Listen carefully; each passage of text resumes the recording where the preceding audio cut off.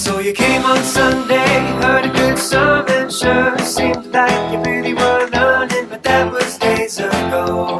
And since that time, you've watched a lot of shows, heard a lot of news, read a lot of photo captions, maybe a book or two. You got the information overload blues, made you forget the good news, need to remember the good news.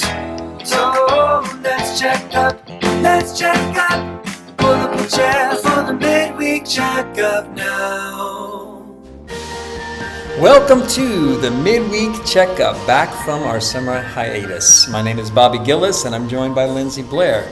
And this past Sunday, Pastor Jonah preached from 2 Samuel 7, verses 5 through 7.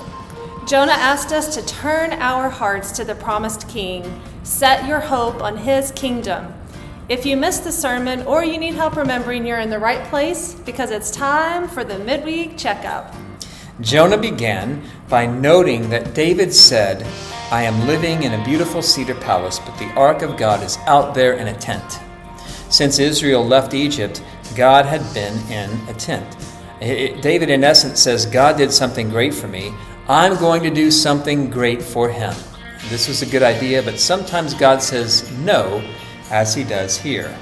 So imagine telling God of something wonderful that you want to do for him, and he says, no, someone else will do that for me. And actually, I'm going to do something wonderful for you.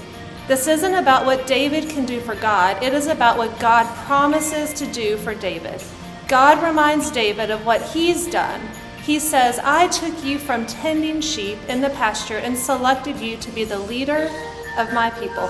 God promises to preserve Israel and do even more than David could ask. And he ends by saying, my favor will not be taken from him as I took it from Saul. Your house and your kingdom will continue before me for all time, and your throne will be secure forever. As he's making this promise, God reminds David where he comes from. It's not a coincidence that God chose a shepherd. Israel's king was meant to be a shepherd, gently leading his sheep with love and care to a place where they could thrive in safety. He was never supposed to be a domineering authority figure like the kings of other nations. This is the language of relational dependence. This is the ideal. But even the ideal here is sober, because this is Nathan speaking to David.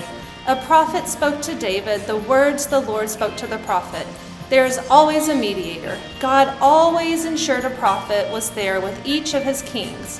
God knows that just as a king leads a kingdom astray, wealth, influence, and power lead the heart of the king astray.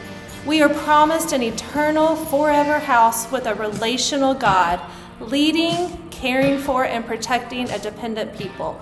But the promise is made through a prophet, preparing us for the inevitable collapse that we know is to come. But for now, Jonah's asked us to catch the vision of the promise. There is an eternal kingdom that is coming. One of David's descendants will sit on that throne forever. That king will be like a son to God, perhaps even the Son of God. And through this Son, God will dwell with his people forever. Turn your hearts toward this king and set your hope on this kingdom. This Sunday, we will continue our series on the fall of the house of David. And in Bible Fellowship, we'll discuss King Solomon's dedication of the Jerusalem temple. Join us and bring a friend.